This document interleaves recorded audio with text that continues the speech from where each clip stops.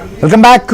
మనం చూస్తున్నాం పాకిస్తాన్ పైన పూర్తి స్థాయిలో యుద్ధానికి కూడా భారత్ సిద్ధమవుతోందని స్పష్టంగా అర్థమవుతోంది. ప్రధాని నరేంద్ర మోదీ చేసినటువంటి కామెంట్స్ దీనికి అద్దం పడుతున్నాయి.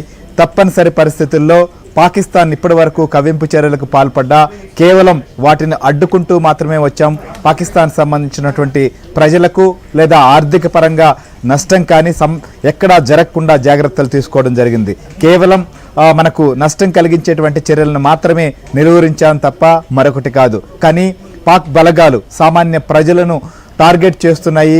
ఖచ్చితంగా రాత్రి అయితే చాలు విరుచుకుపడేటువంటి ప్రయత్నం చేస్తున్నాయి. ప్రతి డ్రోన్ కానీ లేదా మిసైల్ని మనం అడ్డుకోవడం నిర్వీర్యం చేస్తున్నప్పటికీ ఖచ్చితంగా ఈ కవ్వింపు చర్యలు పెరుగుతూ వస్తున్న నేపథ్యంలో తప్పనిసరి పరిస్థితుల్లో మరింత వేగంగా మరింత దూకుడుగా ముందుకు వెళ్ళాలి, పాకిస్తాన్కు బుద్ధి చెప్పాలనేటువంటి ఒక నిర్ణయానికి వచ్చారు. అయితే ఇంకొక వైపు పాకిస్తాన్కు ఇది టర్కీ లాంటి వారు లేకపోతే చైనా లాంటి వారు వెనకనున్నప్పటికీ ఇంకొక వైపు బలూచిస్తాన్ నుంచి ముప్పు కొనసాగుతోంది. దాదాపు చాలా ప్రాంతాలను కూడా ఆక్రమించుకుంటుంది. ఇదే సమయంలో డైరెక్ట్గా వారు సైన్యం పైన కూడా టార్గెట్ చేస్తున్న పరిస్థితి.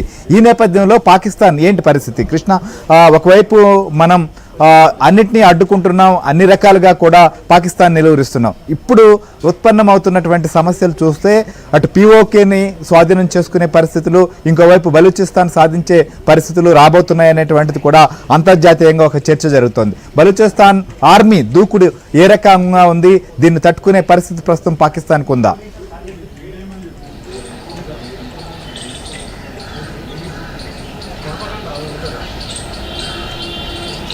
కృష్ణ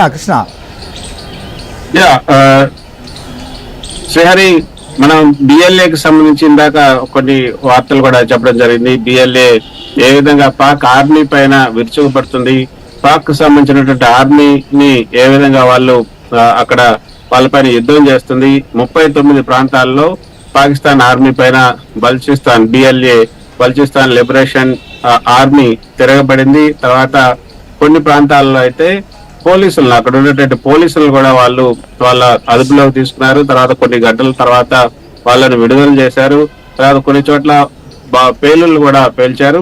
సో బలూచిస్తాన్ ఇది ఒక అవకాశంగా భావిస్తుంది. ఇటు భారత్ తో పాకిస్తాన్ యుద్ధం చేస్తుంది కాబట్టి ఇప్పుడు పాకిస్తాన్ నుంచి విడిపోయే అవకాశం కోసం బలూచిస్తాన్ వేచి చూస్తున్నట్లుగా మనకు ఈ దాడుల ద్వారా ప్రస్తుతం జరుగుతున్నటువంటి ఈ యొక్క చర్యల ద్వారా మనకి అర్థమవుతుంది. సో బలూచిస్తాన్ కూడా తన డిమాండ్ ను ఇప్పుడు మళ్ళీ రెట్టింపు చేస్తుంది.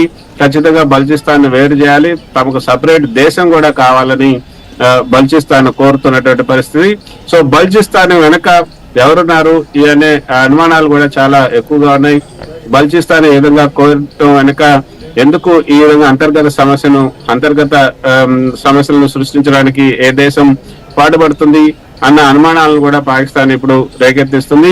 మొత్తానికి అయితే బలూచిస్తాన్ సమస్య ఏదైతే ఎన్నో దశాబ్దాలుగా ఉన్నటువంటి ఈ సమస్యకు ఈసారి భారత్ పాకిస్తాన్ యుద్ధంతో పాటు తమ సమస్య కూడా పరిష్కారం అయితే బాగుంటుందని బిఎల్ఏ భావిస్తుంది. తమ దేశంలో అంటే తమ భౌగోళిక ప్రాంతంలో ఉన్నటువంటి ఎన్నో ఖనిజాలు, ఇతర సంపద, ఖనిజ సంపద, తర్వాత ఇతర సంపద, వీటన్నిటిని కూడా పాకిస్తాన్ దోచుకుంటుంది. తర్వాత పాకిస్తాన్ మాత్రమే కాదు, అవుట్ సైడర్స్ కూడా అంటే చైనా లాంటి సిపిఐసి ఇప్పుడు ఏర్పాటు చేసి ఒక కారిడార్ ని బలూచిస్తాన్ మీద ఏర్పాటు చేసి అది శ్రీలంక వరకు కూడా తీసుకెళ్తున్నారు. సో దానికి సంబంధించి కూడా ఎటువంటి సమస్య, దానికి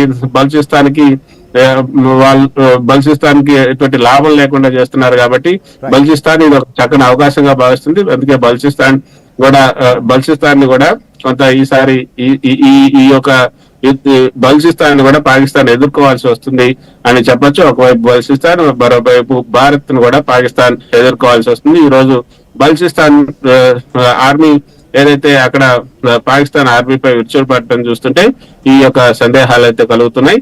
ఇందాక మీరు చెప్పినట్లుగా ఇక పూర్తి స్థాయి యుద్ధానికే భారత్ మొగ్గు చూపుతున్నట్లుగా కూడా మనకి అర్థమవుతుంది. ఇక మోదీ కూడా విసిగి వేసారిపోయినట్లుగా తెలుస్తుంది.